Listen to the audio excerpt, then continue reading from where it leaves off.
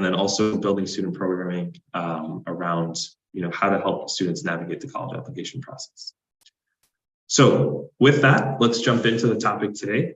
So we'll start at a high level and start to think about what are colleges looking for when they're admitting students. So first and foremost, colleges want students that demonstrate academic potential, and this comes in the form of your GPA, your grade point average, and your test scores, your SATs and ACTs.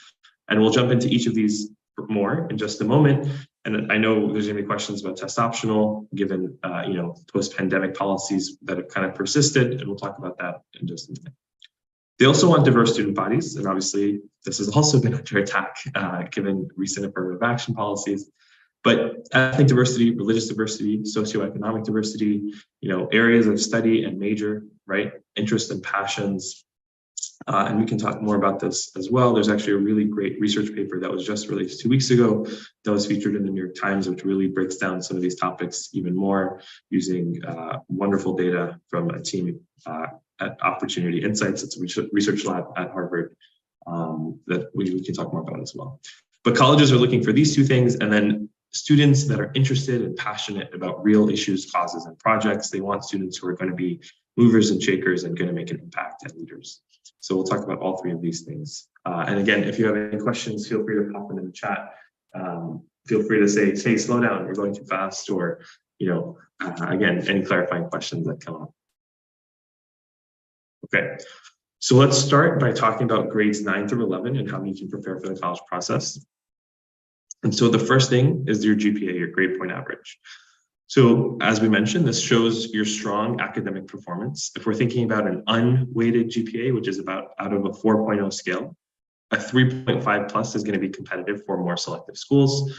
A 3.0 to 3.5 is acceptable. And really below that, you want to do your best to help your student improve their GPA so that they can still be competitive for admissions, but also scholarship opportunities and other opportunities that will emerge.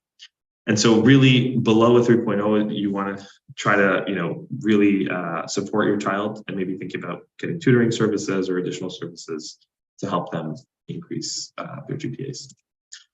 We got a question about the presentation being shared. Yes, so the presentation will be shared for all the attendees and registrants and anyone from the Sharia Portfolio family who is interested in the workshop. It won't be publicly shared, but there'll be a private link that you'll have access to as a member of Sharia Portfolio, and they're great. Okay, so upward trends are better than downward trends. What this means is, if in an ideal world, let's see if we can draw here. Yes, okay. So in an ideal, I don't know why I went to pink. All right, let's work with pink today. All right, in an ideal world, let's say this is your time in high school, right? And so 9th grade, 10th grade, 11th grade, 12th grade. And this is your GPA over here.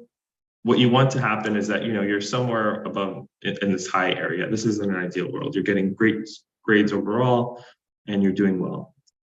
If this is not the case, then this sort of trend where you maybe start out weak and then improve over time is better than if you start out really strong and then you're going down over time. And then obviously the worst is you're just doing poorly over the 4 years of high school, right? And so ideally you're in this area of just getting a strong GPA, A's and B's, ideally A's throughout high school. But the good news is if you don't start out so strong, there's still hope for you to improve your GPA, and colleges will actually look favorably upon you improving over time.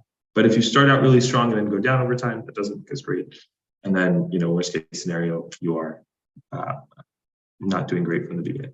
So just those are important trends to keep in mind, I think, so that as you begin to plan with your child and sit down with your child and start to think about these things, you can understand how the colleges will start to perceive your GPA. Okay, and then so the first component of the GPA that we want to highlight is the number itself. And then the second piece is the rigor of your curriculum. So how demanding are your classes in the context of your school? So you might be going to a school that offers a mix of regulars classes, honors classes, and then AP or IB classes. And so in this context, you want to make sure that you are challenging yourself appropriately. Now, what does that mean? If your high school is offering 10 AP classes, which are considered college level classes, for those who may not know, AP stands for Advanced Placement. If your high school is offering 10 AP classes and you are taking one AP class, that is not going to look like you challenge yourself appropriately, right? Because your school is offering 10 AP classes. But if you take 4 or 5 AP classes, and those AP classes are classes that you do very well in, and then those are classes that speak to your interests, then that is going to look much more competitive, okay? And at the same time, if you're in a school where there's only 2 AP classes that are offered, and then you take both of those AP classes, and then you actually go out and study on your own for a 3rd and 4th and 5th AP class, that'll look much better because you are going beyond the scope of the curriculum that your high school is offering you to push yourself and challenge yourself. And so those are just important pieces to think about and keep in mind as you begin to plan out the courses that you'll take in high school. Okay. The second piece are your SATs and ACTs, and these measure your test taking ability. The SATs are out of 1600. They consist of critical reading and math with an optional writing section. A 1200 plus is competitive for more selective schools. Really, if you're thinking about very competitive colleges, you want to get above 1400, 1500 to be competitive. And, the good news is if you are preparing yourself for more selective schools, the benefit is a lot of state universities and public universities will likely give you full scholarships to attend those because of your meritocratic achievement, right? And so it's not only about just getting into these big fancy schools, it's also about making sure you have every opportunity open to you in terms of financial aid planning as well and scholarship opportunities.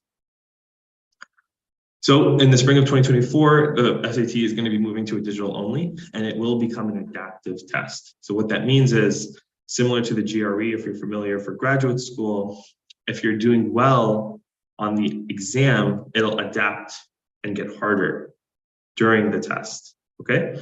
And if you're not doing as well on the exam, it'll adapt and get easier for you, right? And so this is just important to keep in mind as we switch over and those parents who may have children in 9th, 10th, 11th grade, or 9th and 10th grade at least, who may not be aware of this.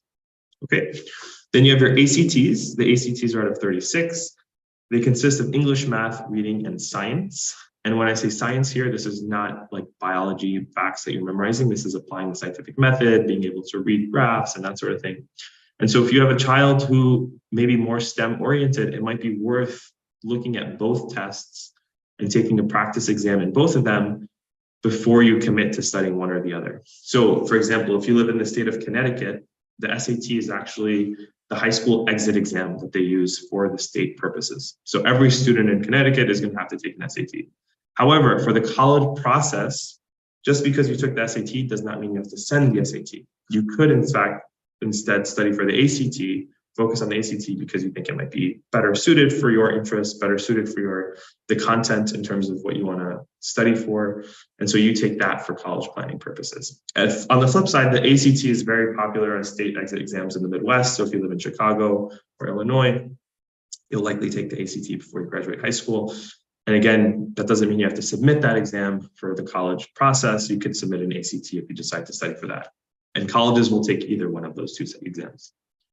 Okay, and then a 25 plus is competitive for more selective schools. It looks like colleges accept either one, you're saying, right? So if you ended up being one who just did the ACT, then some colleges are not going to be specific that they only take one over the other. You're saying most are going to take either or, right? Correct. Yep, exactly. So obviously we want to be mindful of test optional policies given the pandemic.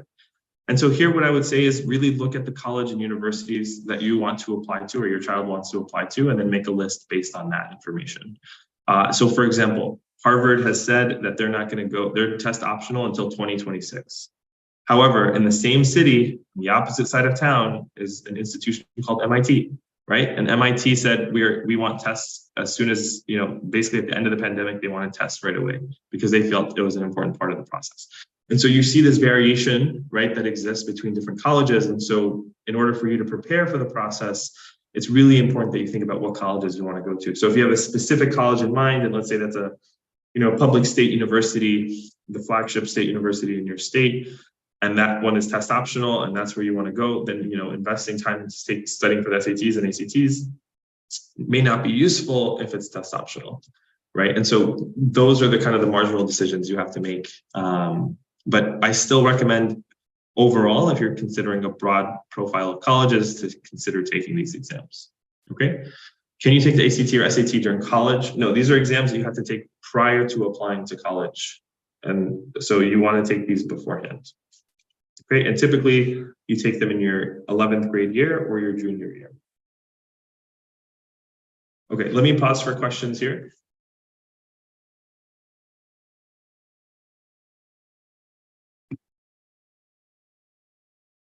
Okay.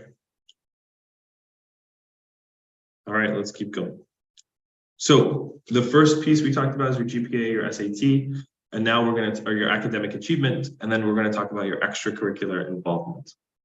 So you have extracurricular in-school involvement, and these are clubs or organizations that might be, at your school that you can join or you can start, right? So this might be your Model UN club or your mock trial club or your chess club or whatever it might be. So colleges want to see leadership roles in these activities, not just involvement, right? And so some students will come and they'll join 10 different clubs and organizations and not be a leader in any single one of them. It is more valuable for you to focus on one or two activities that you're interested in and passionate about, as opposed to being a member of multiple clubs. Okay. Then you have your community involvement. This is your local masjid. Maybe there's a Sunday school you volunteer for. Maybe there's a youth program you volunteer for, a summer program, etc. Local soup kitchens, volunteering at the hospital, being an EMT, right? All sorts of things kind of fall into that bucket. And then you have jobs and internships. So high school students can have jobs, and colleges do look favorably upon them. And you can also have internships. And actually, I just want to pause here and really emphasize that it's really valuable for students to start thinking about internships in high school. And what I mean by an internship is not going, working for Goldman Sachs for the summer. That's not going to happen most likely. But what I'm saying is have your child expose themselves to different career opportunities as they can, based on your network and based on their interests, right? And so you as a parent have friends who are doctors, lawyers, engineers, accountants, investment managers, right? And so you can ask those friends to say, hey, can my son or daughter, shadow you for the next 2 weeks in the summer, or maybe the next month in the summer, every Saturday from 9 a.m. to 12 p.m. I'll drop them off at your office. Can they see what it's like to be a lawyer? Can they see what it's like to be a doctor, right? Those sorts of experiences are going to be very informational for your child as they start to think about what they want to study, okay? The average student changes their major about 3 times in college, and that is money wasted on, that's 3 semesters of classes that they took that likely won't count towards their major. That's 3 semesters of tuition, right, that they potentially have wasted. And then there's going to be, if they can't finish their major now in 4 years, or the remaining, let's say 2.5 years, then they might have to pay even more tuition to complete their degree beyond 4 years, right? And so really pushing this career exploration process into high school has a lot of value. And so I encourage all of you to think about that, especially, again, you guys have connections just at your local masjid, right? Of different people who work in different professions who can kind of give your child a sense of what those look like. Okay. All right, so let's pause here. I see some questions. Based on the recent Supreme Court judgments, is religious diversity still a consideration for college admissions? Yeah, so the Supreme Court decision was focused on affirmative action, which is typically seen as race-based admissions, right? And so religious diversity isn't something that they're gonna, there's no quota necessarily where they say, University of Maryland, Baltimore is not saying I need, 30 Muslim kids every single year, and who are those 30 seats going to be? But that's something that builds your application, builds your narrative, speaks to who you are. And then also, generally speaking, colleges really do care about diversity in terms of lived experience that they want, that they're making decisions on and screening students for to build a student community, right? And so that religious diversity is still something that you should absolutely value and own. And I work with a lot of Islamic schools. I work with a lot of Muslim families who say, my child wants to write an essay on the hijab. Is that okay? And yes, it's absolutely okay. Now, at the same time, you'll be surprised. College admissions officers have read hundreds of essays on hijab, right? And so you can't write a boring essay. You still have to write a good essay. But the topic itself is totally fine, right? Or if you're being the child of immigrants, that's a great essay topic, but it's also a very A lot of people have written about it, right? And so you want to do it in a unique way. So these topics are certainly things you should talk about, certainly things you should own. The identity, is valuable, but you want to speak about it in a way that is appealing, interesting, and that's more about the writing itself. Okay, I'm an American student going to an international school, and it doesn't offer honors, APs, or extracurriculars. What should I do? So I imagine it might have IB, right? International Baccalaureate, which IB is considered very similar to AP courses. And so I would think about maybe pursuing an IB curriculum. That's one option because that translates very well to the US context if you're interested in colleges in the US. And then in terms of extracurriculars, I think that's something that you're going to have to maybe take initiative on. Can you do things in your community outside of your school? Can you start clubs at your school, right? See what kind of leadership roles you can take by initiating as opposed to just joining a club and then rising in the ranks. So there are different options, I think, but you should definitely seek to involve yourself to the extent that you can. Okay. Yeah, feel free to put more in the chat. We'll keep going. So now we've talked about 9th through 11th grade, and now we're going to try to transition from the spring of grade 11 and the fall of grade 12. We're going to start to think about the application itself. Okay, and so now applying to college, there are a few things you have to keep in mind. The first is early versus regular decision, right? And so there's something called early application. There's early application, then early decision, and then regular decision, right? And so these are very important to think about in terms of planning ahead. Now, if you apply early to college, what that means is you have to apply by a certain date that is typically earlier than the regular decision, which is typically in December. And so typically early decision is October 15th to November 1st, sometimes November 15th. But in these cases, what you're essentially doing is applying to the college before everyone else. And so they have more time to evaluate your application. And if we actually look at admit rates by college, the admit rates for early applications are almost double for some colleges than the regular decision. Right. And part of that is because these students tend to be more prepared. And so maybe there's some level of selection bias that we can think of. But more importantly, the colleges actually have more time to evaluate their applications, right? Because they're not rushed with the tens and thousands of applications they get in regular decision. So highly recommend if you have a specific college, and these are typically, not always, but they're typically binding applications, or there's a limited number of early applications you can submit. So the idea here is you're really committed to a specific school. And so you apply early to that school. And so in this case, what I recommend is if you have a school or a dream school or a school that you really, really would love to attend, apply early to that school. And so that means you're working on your college essays over the summer, you're getting your recommendation letters from your teachers over the summer, and you're prepared to apply as soon as the applications open up. Okay. So look into early admissions if you are passionate about a specific college. The second is filling out the application itself, right? And so there's something called the common application, which is the most popular application. And this is just one application that you can fill out and then send out to multiple colleges. And then within the common app, some colleges will say, you know what, I want a little bit more information. I have more essays I want you to write about. I want more topics that I want to learn about from you. And so they'll have supplementary applications. So you have this common app that is the same across these different colleges. And then you have these supplementary applications, which are individual to specific colleges who want more information. Then, and importantly, the Common App, so it used to be the case that you can only start it in August, but now you can actually start the Common App in 10th grade, 11th grade, and save it over the next few years. So you can actually start earlier, much earlier than before, and start to fill out the Common App and make a Common Application account and start to fill out your information from, before your senior year or 12th grade year. Then you're going to have to write essays, right? As a part of the Common App, and then as a part of the supplementary applications. And again, we have a separate workshop on that, which we can talk about, but you really want to be intentional with the way you write your essays and very careful. And then you're going to send 2 to 3 recommendation letters. So you want to have some faculty and staff at your school that you work with, who know you very well, who can speak to your accomplishments, who can speak to who you are. And so building relationships with your teachers over the course of your high school career is invaluable. You have to be doing this in order for them to write you a strong letter of recommendation. And there was a recent study actually from a grad student who showed that some teachers were actually just copying and pasting the same letter over years and years. And so those students weren't getting very good letters of recommendation. And so this is where it's really important that for you as a student and as a parent, encourage your child to really spend time with your teachers, make sure that they're writing you a good letter, and try to be diligent about this. Okay, and then after you submit all this, you'll have financial aid applications, which also open up the free application for federal student aid, the FAFSA, and then there's also additional applications that you might submit depending on the schools that you're applying to. Okay.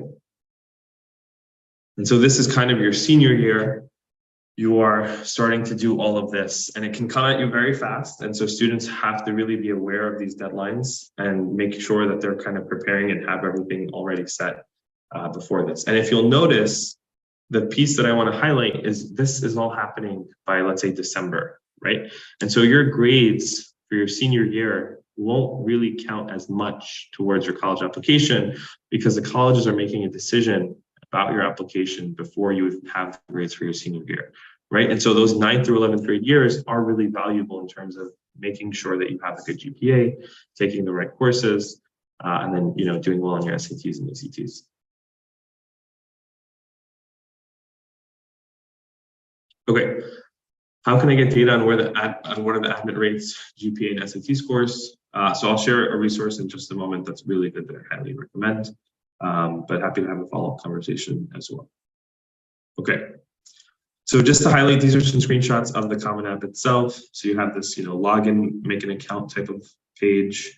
Then you will add universities that you want to add, that you want to apply to. They'll ask you what recommenders are you going to submit, to that school. From your recommendation letters, they'll have some specific questions, and then you just submit the application. Okay, but one thing I want to highlight here is under the extracurricular activity portion. The second question they ask you is, what is your position or leadership in that organization? So when I say that, you want to position yourself as a leader, you want to show impact, this is why. It's not because I'm just saying that to sound nice, but this is literally what they're going to be asking you on the Common Application. And just to note, there are 10 slots that you have on the Common App to submit activities. So you want to make sure that you have 10 different things that you can speak to. And they don't all have to be club activities, like we mentioned. It can be community involvement, Sunday school volunteer, maybe babysitting for a family member, whatever it might be. But you want to have 10 different activities that you can list on the Common App. Okay. And so just to summarize, you really want to focus on your GPA and SATs for the majority of your high school career. At the same time, start to think about extracurricular involvement and leadership roles, and then focus on the application itself. Okay.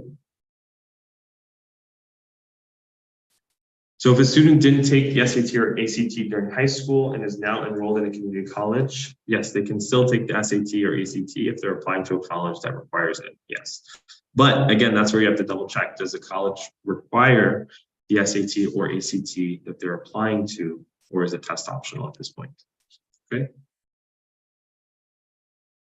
All right, so now we've talked about 9th grade, 10th grade, 11th grade, and then the beginning of your 12th grade, and then now we're going to transition to the spring of grade 12, okay? So in terms of the spring of grade 12, this is where you'll hopefully start to receive admissions or acceptance letters from different colleges, and now you'll have different options that you can weigh around which college you want to enroll in, okay? So this is actually a table from my own research that just looks at the type of college, right? So you have Ivy Plus universities. So those are your Ivy League colleges, the 8 Ivy League colleges plus the University of Chicago, Stanford, Duke, and MIT. Then you have other elite colleges like your NYU, and highly selected private colleges, highly selected public colleges, et cetera, et cetera. And then, you have less selective colleges with them. So what I want to highlight here is just the amount of investment that these colleges are making based on the category, right? And so you see with the Ivy Plus, the median Ivy Plus college is spending over $990 million a year on instruction, whereas other elite universities are spending a lot less. And then when you come down to a 2-year, community college, they're spending very little relatively. Same thing for academic support and student support. So what is the point I'm trying to make here? The point I'm trying to make here is that colleges have a lot of variation in terms of the outcomes they provide their students, right? Some colleges you're going to graduate and get a great job, And some colleges, you will not get a great job, right? And so it's important to understand what type of college you are applying to and what type of outcomes you can expect as a result of attending that university. Okay, I hope that's clear. So just understanding that different colleges have different outcomes, okay? So there is an advantage for attending more selective colleges. So job security is one of them, right? You're attending a more prestigious college, and so there's more demand from employers to recruit from those colleges. There are social benefits. You're going to school with some of the most, accomplished students across the world. There's an educational edge. You're going to, a university with some of the best faculty around the world, right? And then it can help your family in the long term in terms of legacy admissions. We'll see how much longer that lasts. Obviously, with the recent affirmative action case, legacy admissions seems to be next on the chopping block, but we'll see what happens. And so just in terms of job security, I want to make the point, this is just a strategy consulting position from Capital One. I just snipped this from their website, and it's super fascinating, right? Like it says, select your school, Brown, Harvard, Yale, Georgetown, and then other, right? It's like this huge other category of like other Ivy League colleges even, but clearly they have a preference for recruiting from certain universities, right? And so this is often the case with many employers where they specifically recruit from specific schools.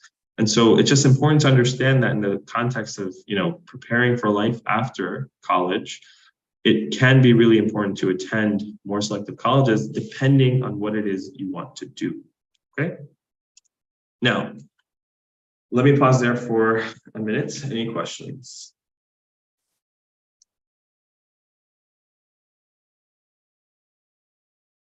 So the Supreme Court did strike down affirmative action for race-based admissions, yes. But that doesn't mean that colleges are not going to be taking race into account. There was some important language that said that colleges can still take into account how a person's race may have affected their life or may have affected their kind of trajectory. So it's not that you can't talk about race at all. It's just that colleges shouldn't be having, shouldn't be screening solely on race when they're accepting students.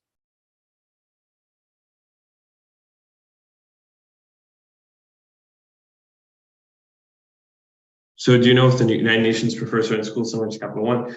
I don't know exactly, obviously every employer has idiosyncratic places that they recruit from, but the point I'm trying to make is that certain colleges will give you access to more jobs or better jobs. And so it's just important to keep that in mind, because I think sometimes we talk about college as being this homogenous good, really, right? And so if I go to college, I'll get this outcome. And that's not necessarily true, right? It's not. There's a lot of variation and difference between different colleges. And so it's just important to keep that in mind.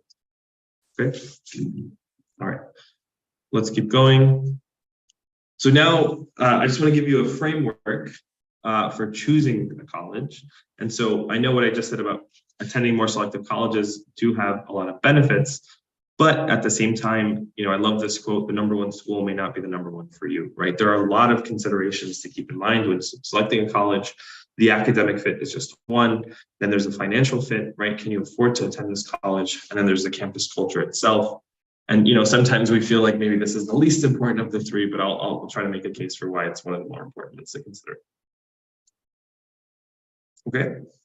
And so in terms of just different factors to think about, just to unpack this campus culture piece, diversity and tolerance, right? Is there a Muslim community on campus? Do they have a general diversity on campus, right? Are you going to be the only brown person there for 4 years, or person of color, let's say?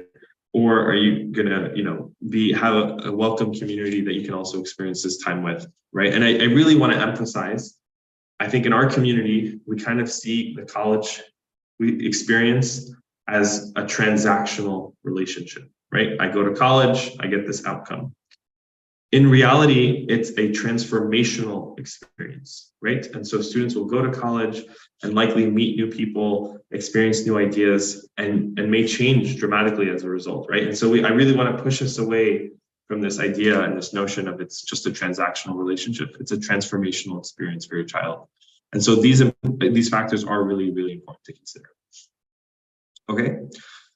And the one I'll just highlight very quickly is around having access to a Muslim chaplain, right? And so this is a newer phenomenon that we're seeing, the rise of Muslim chaplains. And so these are staff on campuses who are Muslim, who are dedicated to supporting the Muslim students on campus. Their job is to support the Muslim students on campus. And they're not there like an MSA president just for a year or two, right? They're there for typically 5, 10, 20 years. And so on a campus supporting Muslim students. And so they have a real deep perspective and understanding of how to support your child, make sure that they're, doing well in college. And so in a sense, you can think of them almost as like a third parent potentially, right? Supporting your child on these campuses. And so thinking about colleges that provide Muslim chaplains, I think is one that you should all be thinking about as you approach this process, okay? So I mentioned to the brother who asked this question before, this is a really wonderful resource. I highly recommend the college scorecard. This was an initiative that the Obama administration had just released prior to them finishing their second term. But this is a really great resource that really gives you an under the hood look at different colleges, and then you can compare different colleges. And so you actually get the annual cost, and you can look at this from a low-income family perspective, a middle-income family perspective, and a high-income family perspective. So you can break out this number even further.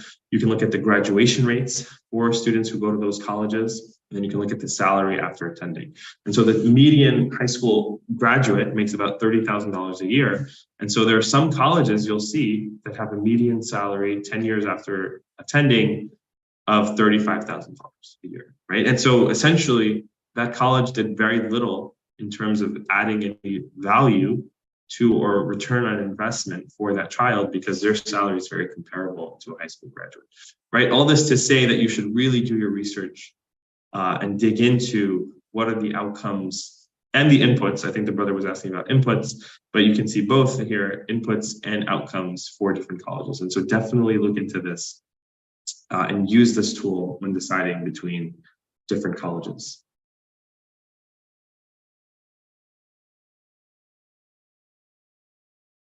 Okay, so there's 2 questions in the chat. I'll hold on to those in just a moment. So just in summary, for the student, you really want to keep your GPA up. You want to study and focus on your SATs and ACTs.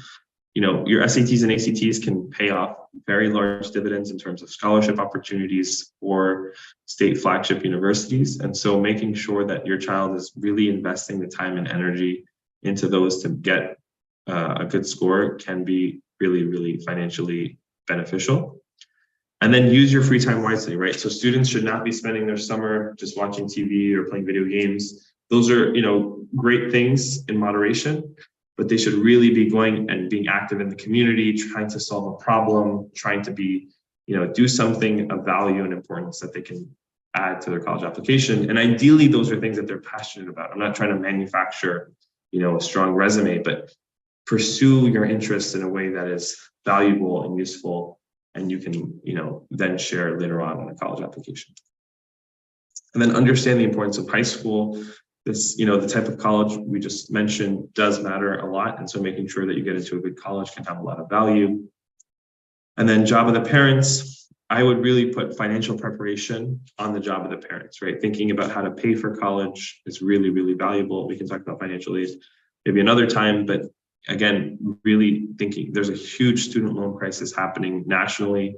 So many families are affected. And I'm not even talking from like an Islamic perspective. I'm talking objectively, just people being straddled with debt, not being able to, buy a home or, get married or whatever it might be, right? There's research on the general population talking about these issues, let alone the Muslim community. And so, really trying to avoid those sort of things from happening to your children can be really invaluable and obviously impactful for their life. And then the last analogy I'll just leave here for you is stay in the passenger seat as your child begins this journey, right? And so you're not in the driver's seat. I think we should really view the college process and this transition from high school to college as a means for you to help your child transition into adulthood, right? And so starting to help them make decisions, but not being overly controlling and, deciding their future. You're going to go to this college, you're going to go to do this career. And I'm saying this from a place of having worked with a lot of families and just seeing how badly this usually works out, right? A lot of times this leads to conflict. The child might, get frustrated. They go to the college and then they change their major without their parents knowing, and they decide to study something else. And it can just create all sorts of problems. So open communication here, really, really important. definitely, again, being in the passenger seat, guiding your child, giving them directions, being there with them throughout this process, extremely, extremely valuable, but let them get into the driver's seat. And at the same time, don't be in the back seat, right? I've worked with a lot of families who say, I didn't grow up here. I don't understand this process. This is not for me. And then they're not even in the car sometimes, right? Let alone the backseat. And so really being involved with this process is very, very important. And I'll just bring it back to the financial preparation piece, right? A lot of students might have misaligned expectations. Oh, I want to go to this school, and that school costs a lot more money than the parents might be preparing for. And so making sure you have these sorts of conversations, really being open and ensuring that your child is telling you, what's happening, what they're thinking, very, very important here, okay? And then just stay engaged and learn about the college process with your child, attend webinars like this, very, very important, okay? So I'll just make another plug. Check out the Muslim College Guide. There's some more information and resources there. Again, a free resource, highly recommend you download it, share it with family and friends, and then share it with your school staff as well. We're trying to get this into the hands of the school counselors across the country, Muslim, non-Muslim, it doesn't matter. These are just free resources we want to share far and wide. And then again, I talked briefly about Muslim chaplains, access to halal food, these sorts of things. We're trying to compile a list of colleges that fit these needs. And so definitely check that out as well to learn more about what colleges are offering Muslim students. And then with that, thank you so much for your time and attention. We'll stop for Q&A. If you can scan this QR code, I would really appreciate your feedback. If you have some, please provide it. And then also, thank you so much. Also, if you want to get in touch with Sharia Portfolio as well, please check out their website and then call this number for any further information. Okay, so I'll pause here. And then, like I said, please fill out that QR code and then we'll answer any questions you have. Well, thank you so much. I think that was very informative, and I was able to take some pointers from there as well. I mean, as a parent, I got 5 children, so I'm sure I got to think about this from now before and be in that in the driver's seat or passenger seat, I should say, and hopefully kind of be prepared early on, because it is a lot to take in. I mean, and as kids, they're facing so many challenges as it is in college or in high school, I should say. They're already having to study hard. Sometimes they're confused. They should be taking how many extracurricular activities they should be doing, volunteering, they have late nights, low sleep, and then, compound that with this whole college application process, where they're nervous, they're anxious. You got to be able to help them navigate this space and kind of take it one step at a time. So I think that these kind of tools and resources for us who are early into the process can hopefully take this and help our kids before before their time comes. And I'm sure some of the parents here who are at that stage and are considering, hopefully you can take away some of these points and start applying them if you're already at that stage where your kids are in the high school stage already, So yeah, there's a lot of mental preparation. There's a lot of things that have to line up. And as you say, sometimes these things happen in a short span of time.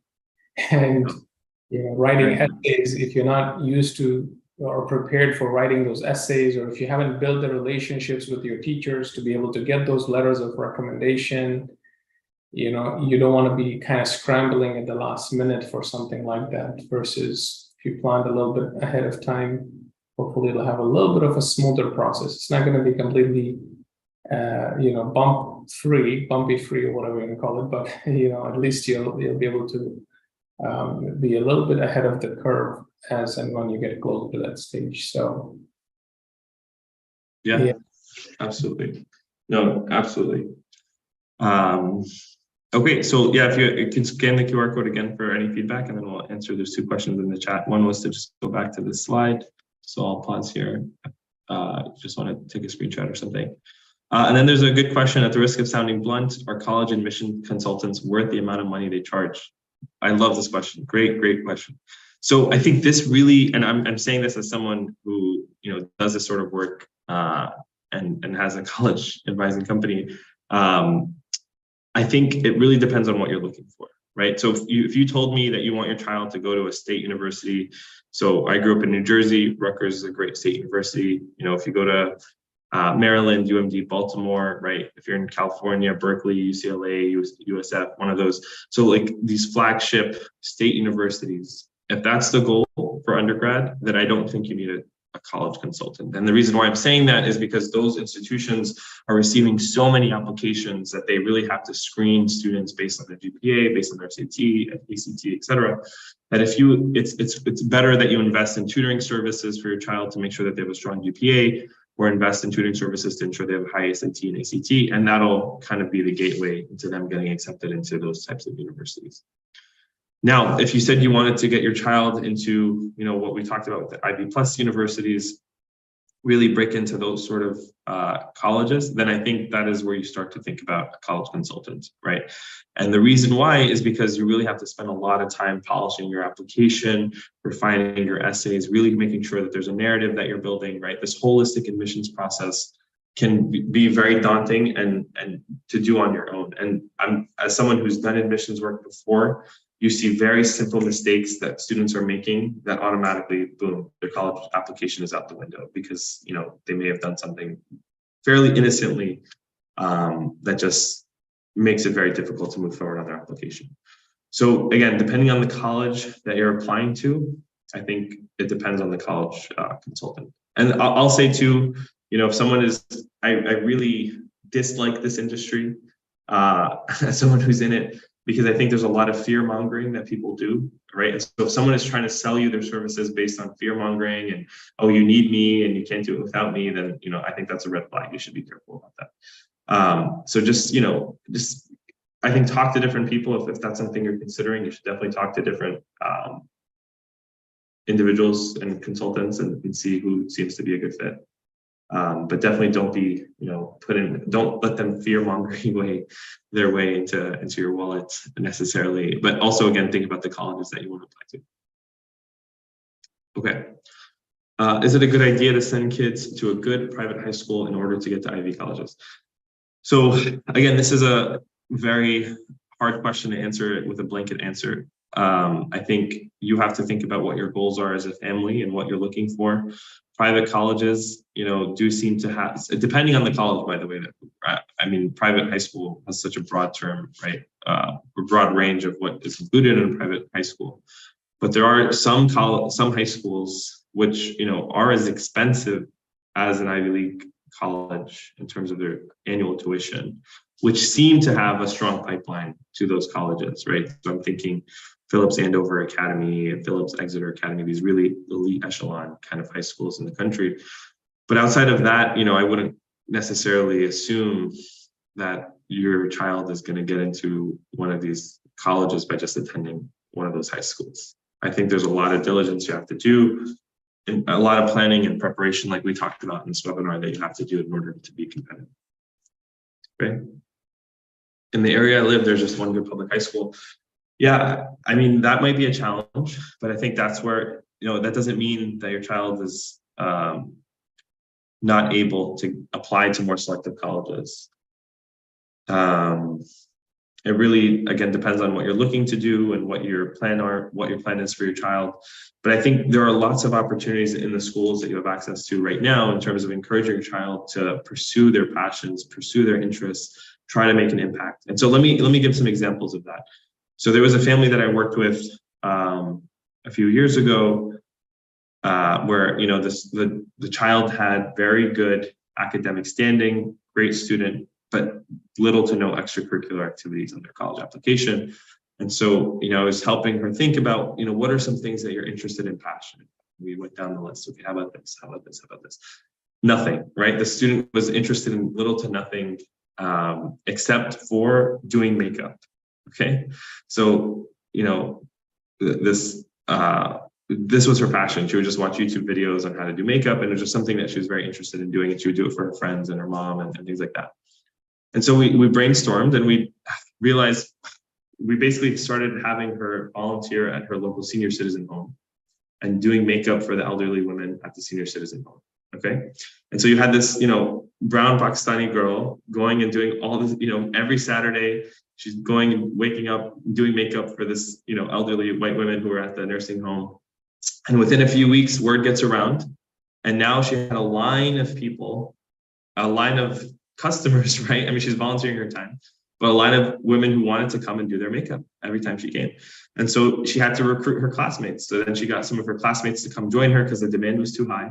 And then, it grew and she ended up getting featured in her local paper, right? And it was a great story for her college application essay. And we tied it to her own grandmother and how she would, her own grandmother used to this was a way for her to connect with her own grandmother and all these sorts of things. So the idea being you really want to push and encourage your child to think about how they can apply their skills in creative ways to make an impact and help their community. Okay. Would graduating with an American diploma from a Gulf country put me at a disadvantage for getting into selective colleges? It really depends. That's a hard question. International admissions is a bit different, I'll say, than admissions from within the United States. There's so many factors to consider. Are you applying with need-based enrollments, or can you afford to attend the university? That makes a big difference for international admissions, because oftentimes students who are international won't qualify for a lot of federal aid, and so the college themselves will have to put it up, and so that makes it more competitive, right? So there's a whole host of factors to consider and think about with that. It depends.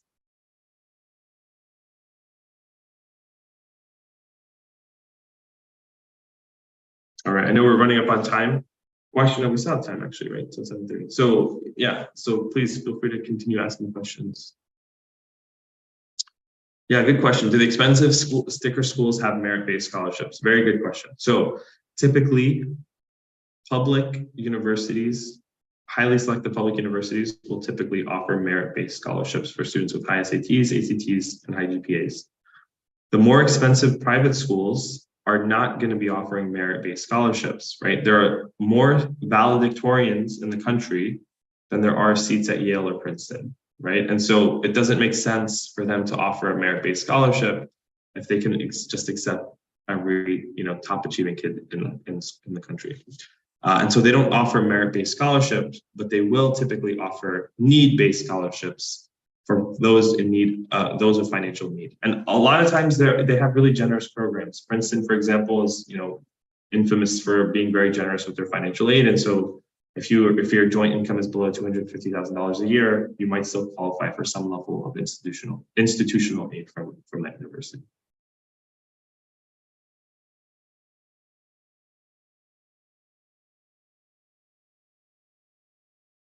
I think one thing to also keep in mind for a lot of parents is if you haven't really done something for your kids that are young in terms of financial preparation, hopefully your kids can get some of these grants, aids, but you definitely want to try and invest or save for them, because you don't want to crush your kids' ambitions because you didn't have enough money to get them through college, right? And I think that sometimes our parents may have had the best of intentions, but if we were not in a position to be able to kind of, we would temper our expectations and say, okay, this is what I can do because this is the circumstances I'm in. But if you are still, if you're at the stage where you have young kids and you have a good amount of time to go, I think it's also worth investing some money, because the statistics are out there. I'm sure Salman knows about this. Ivy League schools or even regular colleges, a 4-year degree is estimated at $150,000. And if you count graduate school on top of that, or post-grad even, right, you're looking at anywhere from $250,000 to $350,000. And so, for a lot of parents, that's not something that they might be thinking about, because if your kids are young, you're just focusing on the first, second, third, fourth, fifth grade. But soon enough, they're going to be in high school, and you don't want to wake up to a situation where you have to start taking out loans, or you have to kind of, a second job, third job situation, and you're not going to be present for your kids' lives. So take advantage of the investment opportunities. There are different options. One of our advisors would be happy to talk to you about that. But I just wanted to mention that as something you don't want to, leave for the last minute as well. Yeah. Yeah, no, absolutely. Financial, and this is where the financial aid preparation for the parents is absolutely key. The earlier you can start, the better, whether it's through investing or just, again, planning ahead to see what type of colleges are feasible for your child to attend based on your income, based on your savings, that sort of thing. There's a question about what is the financial aid process like? I mean, again, we have a whole other workshop on that, which we can, spend another hour and a half talking about, but just generally speaking, what I'll say is, the financial aid process is a need-based process, right? And so it's going to be based on financial need. But I will say that you should consider applying to the FAFSA, which is the government application to receive Pell Grants, which can be used towards your college education, because it is based on several factors, right? And so, for example, I might be making a lot of money, but maybe I'll have a lot of dependents. Maybe I'm supporting the grandparents are at home, or maybe, there's extended family at home. And so all that is kind of considered in the calculation for what's called the EFC, right? The expected family contribution. And so I highly encourage that you apply and you consider it, unless, maybe you're very confident you won't qualify, then that's a different story. So yeah, maybe, is there a good resource? I mean, there's a lot of great resources online. I think the challenge is distilling all the information, right? There's too much information really about this process, and you'll hear all sorts of things. You might talk to a family friend and they tell you one thing, and then you talk to someone else and they tell you something else. So maybe that's a follow-up workshop that we can do around the financial aid process. Yeah, so my email is actually on, and then do you mind sharing your email? Yep, so my email is on the screen, so feel free to jot that down. We can do a follow-up. And then again, fill out the QR code if you haven't. Great. So yeah, feel free to ask any additional questions that you might have. I think we may be at the hour, Salman, so 6 to 7 is what we had for today. Okay. And what I think might be helpful is, now that you guys are familiar with this content, feel free to reach out to Hidayah Services and Salman, and he would be happy to address any additional specific college prep application related questions that you guys might have. And then if you have any specific questions for any of our Sharia portfolio team members, you can reach out to us with the simple 888 Halal Stocks phone number, or just send in an inquiry at info@shariaportfolio.com. But if this is something that you guys are interested in as we explore and offer more content for you guys, and would like to do more of these, feel free to submit your feedback so that we can offer these kind of, opportunities, educational programs for you guys, because I know sometimes it might be investment related that is what you guys are expecting from us, and we tend to do those every now and then, but we like to do things that are more outside the box as well. And if that is something you guys want us to focus on, let us know what topics interest you, and we would be happy to coordinate that in the future as well. So with that, I want to thank Salman for his valuable insights, his time. I'm sure he's a busy man, and he was happy to lend us his time for this important and special presentation for you all. So I hope you were able to benefit, inshallah. And thank you again for all those that were able to make it here or tune in on YouTube as well. With that, do you have any last minute words, Salman, before we close out today? No, thank you guys so much for having me. I really appreciated the time. It's great to always talk to families. Feel free to reach out if you have any additional questions, and definitely continue to learn more about this process. Don't get scared, and stop learning about it. It's very important that you inform yourself and equip yourself with the right information. All right, fabulous. Thank you all once again. Take care. Hope you have a good rest of the evening, and we will see you again soon in our next sessions. For those who are subscribed to our newsletter, you'll be aware of what else we're planning. Thank you. Take care. Assalamu alaikum.